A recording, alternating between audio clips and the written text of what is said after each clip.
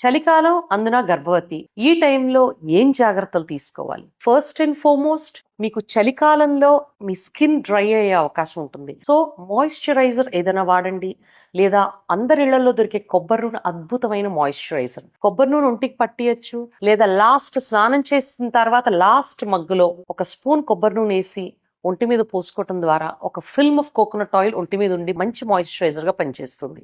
Second thing, nutrition.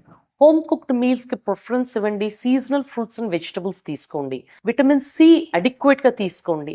చాలా మందికి అపోహ ఉంటుంది, విటమిన్ సి తీసుకుంటే కోల్డ్ వస్తుందని. కాదు, విటమిన్ సి కోల్డ్ అగేన్స్ట్ గా అద్భుతంగా పనిచేస్తుంది. Next, hydration.